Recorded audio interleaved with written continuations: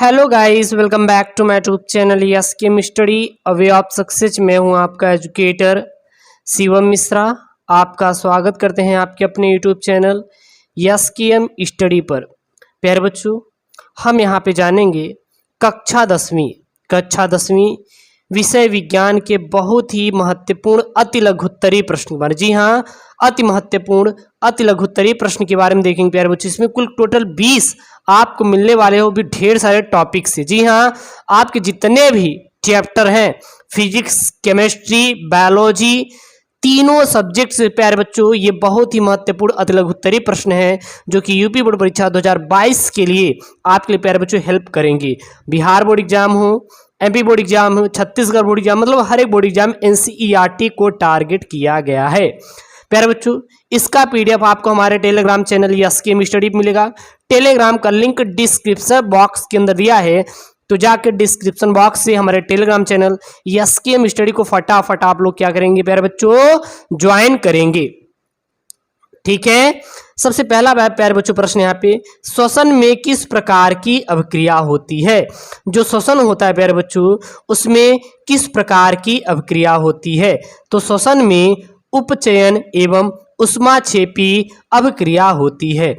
उपचयन और ऊष्माक्षेपी अभिक्रिया किसमें होती है? श्वसन में। तो श्वसन में किस प्रकार की अभिक्रिया होती है? उपचयन एवं ऊष्माक्षेपी। ये एक ऊष्माशोषी होती है, एक ऊष्माक्षेपी होती है। एक अपचयन होता है, एक उपचयन होता है। तो उपचयन और ऊष्माक्षेपी, ऊष्माक्षेपी मतलब कि ऊर्जा का आदान यानी कि प्रदान होना, और ऊष्माशोषी मतलब होता है उस ऊर्जा का ग्रहण करना। तो यहाँ पे ऊष्माक्षेपी का अर्थ होता है ऊर्जा वो निकाल रही है। तो श्वसन में किस प्रकार की अभिक्रिया होती है? ऊष्माक्षेपी अभिक्रिया होती है। अगला प्रश्न है प्यारे बच्चों, बिना बुझे हुए चूने का रासायनिक सूत्र क्या है? तो बिना बुझे हुए चूने का रासायनिक सूत्र याद कर लीजिए, CaO यानी कि कैल्शियम ऑक्साइड। CaO क्या लिखेंगे? कैल्शियम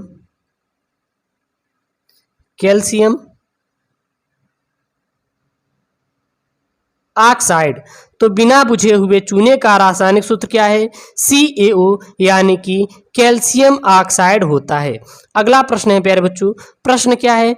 उस अभिक्रिया का नाम बताइए जिसमें अविलेय लवण प्राप्त होते हैं। ऐसी कौन सी अभिक्रिया है जिसमें अविलेय लवण प्राप्त होते हैं?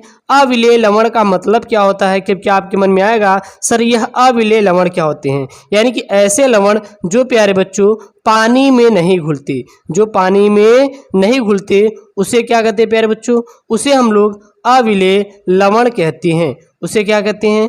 अविलेय लवण कहा जाता है। क्लियर है ना? क्लियर है कि नहीं बता दीजिएगा कमेंट करके। अगर जो ना समझ में आए, जहां पे आपको ना समझ में आए, आप बस कमेंट कर दीजिएगा, ठीक है ना। अगला है प्यारे बच्चों, तो उसे हम लोग अवक्षेपण लवण कहते हैं। उसे क्या, वह अभिक्रिया कौन सी होती है? अवक्षेपण अभिक्रिया जो होती है, इस अभिक्रिया में अविलेय लवण प्राप्त होते हैं। अगला प्रश्न है प्यारे बच्चों, घोल की हाइड्रोजन आयन सांद्रता क्या होती है जब इसका पीएच मान 4 होगा? तो घोल की हाइड्रोजन आयन सांद्रता क्या होती है जब इसका पीएच मान 4 होगा? तो जब घोल का पीएच मान 4 होगा तो इसकी हाइड्रोजन आयन सांद्रता जो होगी H+ वो 10⁻⁻4 होगी। अगर pH 10 है तो 10⁻−10, pH 6 है तो 10⁻−6, मतलब जितनी pH मान होगा उसी के 10 के घात माइनस कर दीजिए, वही क्या हो जाए? हाइड्रोजन आयन सांद्रता क्या होगी? तो किसी घोल की हाइड्रोजन आयन सांद्रता क्या होगी जब pH मान 4 होगा? सीधा बता देना, जब pH मान 4 होगा तो हाइड्रोजन आयन जो सांद्रता होगी प्यारे बच्चों H+ वो 10⁻⁻4 होगी। अगला प्रश्न यहाँ पे, दो प्रबल क्षारकों के नाम बताइए। यानी कि ऐसे कौन से दो प्रबल क्षारक हैं? तो एक है NaOH, दूसरा है KOH। यह दो एक ऐसे हैं दो जो कि प्यारे बच्चों दो प्रबल क्षारकों के नाम हैं। तो दो प्रबल क्षारकों के नाम क्या है? NaOH और KOH। ये दोनों के दोनों दो प्रबल वे प्यारे बच्चों क्षारक है। क्लियर है? अगला प्रश्न है, अम्ल एवं धातु। अम्ल एवं धातु कार्बोनेटों की अभिक्रिया से कौन सी गैस उत्सर्जित होती है? तो अम्ल एवं धातु कार्बोनेटों की अभिक्रिया से कौन सी गैस उत्सर्जित होती है? तो वो होती है CO2। जो CO2 होती है प्यारे बच्चों, यह अम्ल एवं धातु कार्बोनेटों की अभिक्रिया से गैस उत्सर्जित होती है उसका क्या नाम है, CO2 नाम होता है। अगला प्रश्न है प्यारे बच्चों, आवश्यक समीकरण की सहायता से दर्शाइए कि आप कैसे प्राप्त करेंगे। यानी कि यहाँ पे आवश्यक समीकरण देखिए बताना है कि इन चीज़ों को आप लोग कैसे प्राप्त करेंगे। पहला है धावन सोडा से बेकिंग सोडा। पहला क्या है, धावन सोडा से बेकिंग सोडा कैसे बनाएंगे, और क्लोरीन गैस से विरंजक चूर्ण कैसे प्राप्त करेंगे। तो सबसे पहले प्यारे बच्चों देखते हैं हम लोग धावन सोडा से बेकिंग सोडा कैसे बनाएंगे। तो Na2CO3 में जब जल और CO2 गैस यानी कार्बन डाइऑक्साइड गैस को प्रभावित करते हैं तो 2NaSCO3 प्राप्त होता है। यानी धावन सोडा में जब जल और CO2 कार्बन डाइऑक्साइड गैस को प्रभावित करते हैं तो बेकिंग सोडा यानी 2NaCO3 प्यारे बच्चों प्राप्त होता है। अगला प्रश्न है क्लोरीन गैस से विरंजक चूर्ण। जब CaOH का whole types plus Cl2 equal to क्या हो जाए, यानी जब हम लोग क्लोरीन गैस विरंजक चूर्ण, यहाँ पे हम लोग विरंजक चूर्ण प्राप्त करना है तो हम लोग कैल्शियम हाइड्रोक्साइड यानी कि बुझा हुआ चूना को लेंगे और इसमें क्लोरीन गैस प्रवाहित करेंगे। जब हम लोग बुझा हुआ चूना में क्लोरीन गैस प्रवाहित कर देंगे प्यारे बच्चों तो CaOCl2 यानी कि विरंजक चूर्ण प्राप्त होगा। साथ ही साथ जल के क्या निकलेंगे, कुछ प्यारे बच्चों अणु निकलते हैं। अगला प्रश्न है यहाँ पे, एक दर्पण से जब हम अपने चेहरे का सीधा व बड़ा प्रतिबिंब देख रहे हैं तो बताइए कौन सा दर्पण होगा। यानी कि कोई भी दर्पण रखा हुआ है और हम लोग चेहरों को देख रहे हैं और चेहरा में क्या दिख रहा है, अपना चेहरा सीधा और बहुत ही बड़ा दिखाई दे रहा है तो उसमें तो वह दर्पण कौन सा होगा, तो वह अवतल दर्पण होगा। उस दर्पण को क्या कहते हैं, अवतल दर्पण कहते हैं। अगला प्रश्न है, वायु के सापेक्ष किसी द्रव का क्रांतिक कोण 30 अंश है तो उस द्रव का अपवर्तनांक ज्ञात कीजिए। तो द्रव का अपवर्तनांक क्या होता है, 1/sin c, और यहाँ पे क्रांतिक कोण कितना दिया है, c का मान 30 अंश दिया है तो sin c के स्थान पे 30 अंश रख देंगे तो sin 30 अंश का मान 1/2 यानी कि 1/sin 30 अंश इक्वल टू 1/1/2 और अंदर अंदर बार बार तो 2 का गुणा 1 में 2 हो जाएगा। यानी द्रव का अपवर्तनांक कितना हो जाएगा प्यारे बच्चों, 2 हो जाएगा। अगला प्रश्न है, वैद्युत चुंबकीय प्रेरण की परिघटना क्या कहलाती है। वैद्युत चुंबकीय प्रेरण की परिघटना क्या कहलाती है, तो कुंडली तथा चुंबक के बीच की आपेक्षिक जो गति होती है यही विद्युत चुंबकीय की परिघटना कहलाती है। तो इसी क्या कहते हैं प्यारे बच्चों, कुंडली एवं चुंबक के बीच की आपेक्षिक गति को ही क्या कहते हैं प्यारे बच्चों, हम लोग इसी को हम लोग वैद्युत चुंबकीय प्रेरण कहते हैं। अगला प्रश्न है, जिन कहाँ पर स्थित होते हैं, जो जिन होते हैं वो कहाँ पर स्थित होते हैं, तो जिन क्रोमोसोम पर स्थित होते हैं। जिन कहाँ पर स्थित होते हैं तो आपको सीधा बता देना है कि सर जो जिन पाए जाते हैं क्रोमोसोम पर स्थित होते हैं। अगला प्रश्न है, समयुग्मजी और विषम युग्मजी किसे कहते हैं, तो समयुग्मजी क्या होता है और विषम युग्मजी, तो इसमें जिनके दोनों एलील समान होते हैं उसे समयुग्मजी कहते हैं। जैसे कि कैपिटल टी या स्मॉल टी, यानी या तो दोनों ही प्रभावी रहेंगे, लंबे होंगे, या तो दोनों ही क्या रहेंगे, अप्रभावी बौने होंगे।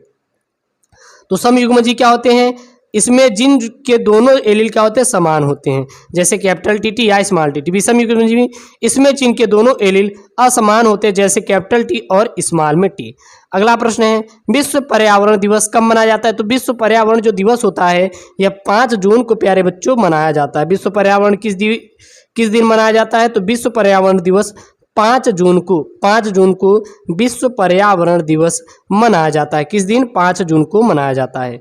अगला प्रश्न है यहाँ पे, प्राकृतिक संसाधन किसे कहते हैं, तो वे सभी पदार्थ जो हमें पृथ्वी पर प्राकृतिक रूप से उपलब्ध हैं प्राकृतिक संसाधन कहलाते हैं। जैसे मृदा, कोयला, पेट्रोल, वायु, ये सभी क्या हैं, ये सभी प्राकृतिक संसाधन हैं जो कि पृथ्वी पर प्रकृति यानी पहले ही विद्यमान था, कोई मनुष्य ने नहीं खोजा, तो उससे प्यारे बच्चों प्राकृतिक संसाधन का नाम दिया गया है। अगला प्रश्न क्या है, ऐसा कब हो सकता है कि चुंबकीय क्षेत्र में रखी कुंडली से होकर गुजरने वाला फ्लक्स शून्य हो, तो जब कुंडली का तल चुंबकीय क्षेत्र की दिशा के समांतर होगा तो प्यारे बच्चों उसमें रखी कुंडली से होकर गुजरने वाला फ्लक्स क्या होगा, शून्य होगा। अगला प्रश्न है, जनन किसे कहते हैं और जनन के प्रकारों के नाम लिखिए। तो वह प्रक्रिया जिसमें सजीवों की एक पीढ़ी दूसरी पीढ़ी को उत्पन्न करती है जनन कहलाता है।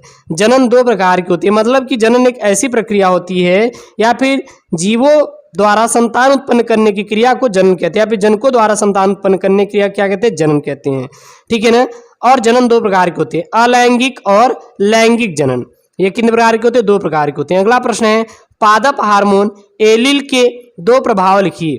तो पहला है फलों को पकाता है और दूसरा है फलों के प्राकृतिक स्वाद में परिवर्तित आ जाता है। अगला है प्यारे बच्चों कि बीज का निर्माण पुष्प के किस भाग में होता है? तो बीज का निर्माण पुष्प के मादा जननांग के आधार में होता है। कहाँ पे होता है? तो मादा जननांग के आधार पे होता है, जायांग के आधार पे होता है। तो यह प्यारे बच्चों क्लास 10 जीव विज्ञान और भौतिक विज्ञान, रसायन विज्ञान सभी प्यारे बच्चों टॉपिक से 20 अति महत्वपूर्ण अति लघुत्तरीय प्रश्न थे। इन सभी को आपको पढ़ के जाना है क्योंकि बोर्ड में ये सब प्यारे बच्चों 100% गारंटी के साथ आएंगे। ऐसे वीडियो चाहे तो चैनल को जरूर सब्सक्राइब करें। ओके दोस्तों, थैंक यू, जय हिंद। तो मेरे प्यारे बच्चों नून एकेडमी, जी हाँ नून एकेडमी यह इंडिया की सबसे पहली ऐसी आपकी प्यारे बच्चों ई लर्निंग प्लेटफॉर्म है, सोशल ई लर्निंग प्लेटफॉर्म, जो कि आपको पूरा फ्री में पढ़वा रही है। चाहे वर्कशॉप हो, चाहे फुल सिलेबस हो, एनसीईआरटी पैटर्न पे नीट की तैयारी हो, 9th 10th 11th 12th की पढ़ाई हो, तो आप नून एप्लीकेशन को प्यारे बच्चों प्ले स्टोर से आपको डाउनलोड करना है, जो कि पूरा आपको फ्री में कोर्सेज चला रही है। अभी तक फ्री में कोई नहीं दे रहा है, लेकिन नून एकेडमी प्यारे बच्चों फ्री में पूरा कोर्स मिलता है और वो भी लाइव में। जी हाँ, लाइव आपको इस पर टीचर्स जो होते हैं बेहतरीन टीचर्स, टॉप टीचर्स आपको पढ़ाते हैं। और प्यारे बच्चों नून एकेडमी पे मेरा भी लाइव कोर्सेज चल रहा है। जी हाँ, लाइव कोर्सेज चल रहा है जो कि मैं बायोलॉजी कवर कर रहा हूँ, और ये बायोलॉजी प्यारे बच्चों आपको नीट जैसे एमबीबीएस और डॉक्टर बनने के लिए बहुत ही आपको वहाँ पे हेल्प करेगा। और पूरा कोर्स कंप्लीट करवाएंगे जो कि डेली 4 से 5 PM पर अभी चल रहा है, और क्लास 11th वाले क्लास 11th की बायोलॉजी पढ़ा रहे हैं। तो फटाफट जाके ज्वाइन करेंगे, लिंक वीडियो के डिस्क्रिप्शन में है, वहां से जाके आपको फटाफट नून एकेडमी पर हमारे कोर्स को ज्वाइन कर लेना है।